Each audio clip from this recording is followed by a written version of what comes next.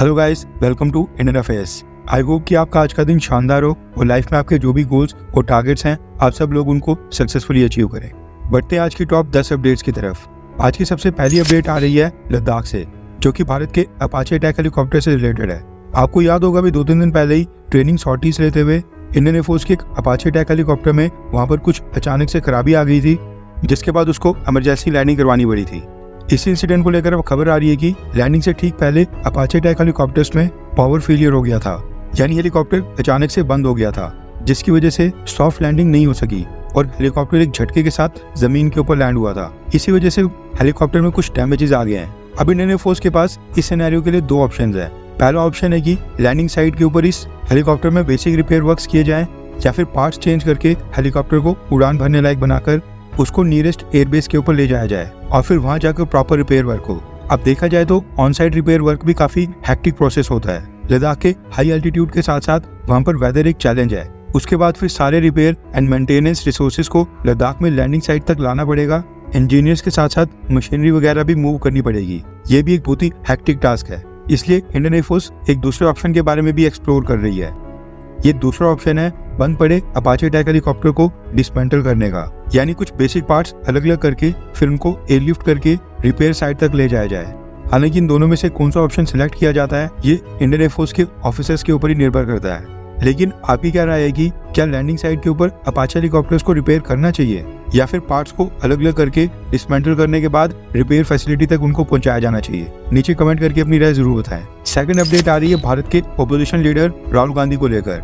अब इस न्यूज में चाइना का भी एंगल है, इसलिए हम इसको कवर कर रहे हैं। दरअसल कांग्रेस पार्टी के अंडरस्टूड चीफ राहुल गांधी ने पिछले कल एक स्टेटमेंट दी है, जिसमें उन्होंने कहा कि अग्निवीर स्कीम नरेंद्र मोदी की स्कीम है, क्योंकि वो खुद इसी को लाना चाहते थे।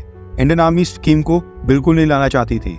राहुल गांधी ने दावा किया है कि अग्निवीर में लड़कों को 6 महीने की ट्रेनिंग दी जा रही है, जबकि सामने से चाइना के सैनिक 5 साल की कॉम्बैट ट्रेनिंग लेकर आते हैं। यानी भारत का 6 महीने का मुकाबला चाइना की 5 साल की ट्रेनिंग के साथ हो रहा है। राहुल गांधी ने आगे कहा कि जब 6 महीने का मुकाबला 5 साल की ट्रेनिंग से होगा तो उसके रिजल्ट तो आप सब लोगों को पता ही है क्या आएंगे। उन्होंने कहा कि अग्निवीर स्कीम के कारण हमारे बेटे शहीद होंगे, यानी उनकी ट्रेनिंग कम होगी तो वो बॉर्डर के ऊपर शहीद होते रहेंगे और एक तरह से चाइनीज ट्रूप्स के सामने कमजोर होकर हार जाएंगे। इसके साथ ही राहुल गांधी ने यह भी मुद्दा उठाया कि जब वो शहीद हो जाएंगे ऊपर से उनको शहीद का दर्जा भी नहीं दिया जाएगा, ना ही कैंटीन फैसिलिटीज मिलेंगी और ना ही पेंशन। लेकिन सामने से चाइना के जिस सैनिक के साथ वो लड़ रहे होंगे वो हमारे अग्निवीर को बोलेगा कि मुझे तो पेंशन भी मिलती है, शहीद का दर्जा भी देंगे और साथ में कैंटीन फैसिलिटीज भी। इसके आगे राहुल गांधी ने बोला कि अगर उनकी पार्टी लोकसभा इलेक्शन में जीत जाती है और उनकी सरकार बनती है तो वो इस अग्निवीर स्कीम को वापस ले लेंगे, यानी स्कीम को पूरी तरह से कैंसिल कर देंगे। आज की तीसरी अपडेट आ रही है खालिस्तान मसले से संबंधित। भारत में लोकसभा इलेक्शंस का माहौल स्टार्ट हो गया है। ऐसे में खालिस्तानी गुरबख्श सिंह पन्नू अमेरिका में एक बार फिर से एक्टिव हो गया है। सिख फॉर जस्टिस के हेड पन्नू ने घोषणा की है कि इलेक्शन रैलीज के दौरान जो भी व्यक्ति प्रधानमंत्री मोदी जी की डिसरिस्पेक्ट करता है और उनको जूता या फिर चप्पल दिखाता है उसको सिख फॉर जस्टिस $10,000 देगा, यानी भारत की करेंसी में तकरीबन 8,32,000 रुपीस। आप सोचिए ये व्यक्ति अमेरिका में बैठे बैठे ओपनली भारत के प्रधानमंत्री के खिलाफ इस तरह की प्राइज मनी अनाउंस कर रहा है, लेकिन फिर भी जो बाइडेन एडमिनिस्ट्रेशन इसके ऊपर कोई भी कार्रवाई नहीं कर रहा है। फोर्थ अपडेट आ रही है global electric cars giant Tesla company को लेकर। रिसेंटली गवर्नमेंट ऑफ इंडिया ने इलेक्ट्रिक कार्स के लिए एक नई पॉलिसी लाई थी, जिसके बाद ये खबर आई थी कि टेस्ला कंपनी भारत में $3 बिलियन की इन्वेस्टमेंट के साथ एक मैन्युफैक्चरिंग प्लांट स्थापित करेगा, जिसके लिए उसने भारत में जमीन ढूंढना ऑलरेडी स्टार्ट कर दिया है। इसी को लेकर अब खबर निकल कर आ रही है कि देश के 2 राज्य महाराष्ट्र और गुजरात, इन दोनों राज्यों की सरकारों ने टेस्ला कंपनी को जमीन ऑफर करते हुए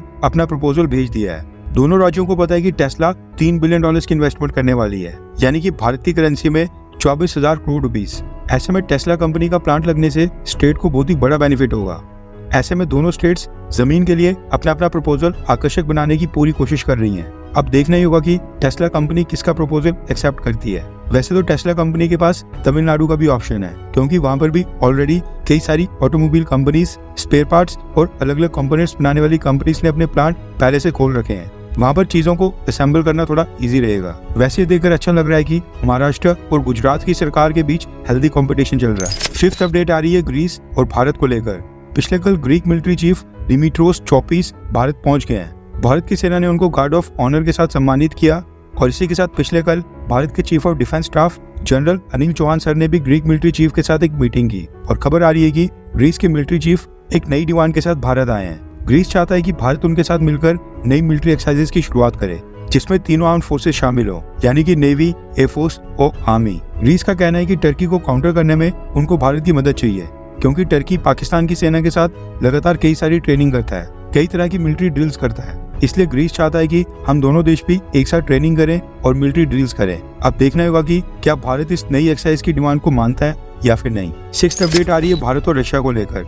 आपको याद होगा कुछ साल पहले भारत और रशिया ने आपस में AK-203 राइफल को लेकर एक पैक्ट साइन किया था, जिसके तहत Indo Russian rifles private limited नाम का एक जॉइंट वेंचर स्टार्ट किया गया था और इसी इंडो रशियन जॉइंट वेंचर द्वारा ये असॉल्ट राइफल्स भारत के यूपी में मैन्युफैक्चर की जा रही हैं।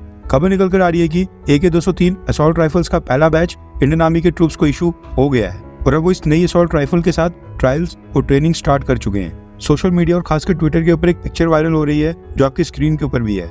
ट्रायल्स और ट्रेनिंग पूरी होने के बाद ही ये AK-203 राइफल्स इंडियन आर्मी के सोल्जर्स को कॉम्बैट के लिए इशू होंगी। 7th अपडेट आ रही है सऊदी अरब, पाकिस्तान और भारत को लेकर। हुआ ये कि पाकिस्तान के प्रधानमंत्री शहबाज शरीफ सऊदी अरब की विजिट के ऊपर गए थे। वहां पर मीटिंग्स के बाद अब दोनों देशों की सरकारों को एक जॉइंट स्टेटमेंट जारी करनी थी और खबर आ रही है कि इस जॉइंट स्टेटमेंट में कश्मीर को भी मेंशन किया गया। खास बात यह रही कि सऊदी अरब ने इस चीज को दोहराया है कि कश्मीर मसला भारत और पाकिस्तान का बायलैटरल इशू है, यानी कि द्विपक्षीय मसला है जो कि भारत और पाकिस्तान को आपस में बात करके सुलझाना है। यानी सऊदी अरब ने भारत के ऑफिशियल स्टैंड को एंडोर्स किया है। इस जॉइंट स्टेटमेंट में सऊदी अरब ने कश्मीर के ऊपर भारत को कोई भी नसीहत नहीं दी है या फिर भारत की पॉलिसी के खिलाफ एक शब्द भी नहीं बोला है, बल्कि उसने पाकिस्तान से कहा है कि भारत के साथ मिलकर इस मसले को सुलझाया जाए। आज की 8th अपडेट आ रही है भारत की ऑटोमोटिव इंडस्ट्री को लेकर। दरअसल पिछले कल south Korean car makers Hyundai और किया कंपनी ने भारत की एक्साइड एनर्जी कंपनी के साथ एक पैक्ट साइन किया है, जिसके तहत एक्साइड एनर्जी कंपनी अब Hyundai और किया कंपनी को इनकी इलेक्ट्रिक कार्स के लिए locally produced lithium ion phosphate battery supply करेगी। यानी Hyundai और किया कंपनी भारत में अपनी जो इलेक्ट्रिक व्हीकल्स को मैन्युफैक्चर करेंगी उनके अंदर अब made in India battery fit होंगी और ये न सिर्फ इंडियन मार्केट के लिए बल्कि made in India battery fitted cars को ये दोनों कंपनीज एक्सपोर्ट भी करेंगी। इस डील के साइन होने के बाद से एक्साइड एनर्जी कंपनी के शेयर्स ने भारत की मार्केट में 19% तक का जंप मान लिया है। Hyundai और किया कोई छोटी मोटी कंपनी नहीं है। अकेले Hyundai कंपनी हर साल 40 लाख कार्स मैन्युफैक्चर करती है। पिछले साल किया कंपनी ने भी ग्लोबली 30 लाख कार्स बेची थी। इसलिए ये पैक्ट एक्साइड एनर्जी कंपनी के लिए बहुत ही बेनिफिशियल साबित होगा। 9th अपडेट आ रही है भारत और रशिया को लेकर। रिपोर्ट्स के मुताबिक रशिया ने भारत को ईगला S मैनपैड्स की डिलीवरी ऑलरेडी स्टार्ट कर दी है। आपकी जानकारी के लिए बता दूं कि मैनपैड्स एक तरह के man portable air defence system होते हैं।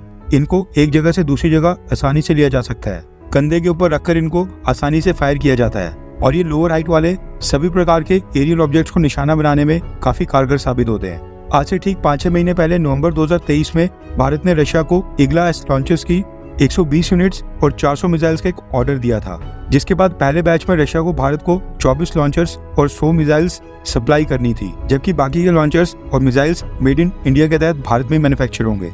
और खबर आ रही है कि रशिया ने 24 लॉन्चर्स और 100 मिसाइल्स भारत को सप्लाई कर दी हैं। ऐसा नहीं कि भारत पहली बार रशिया से मैनपैड्स परचेज कर रहा है।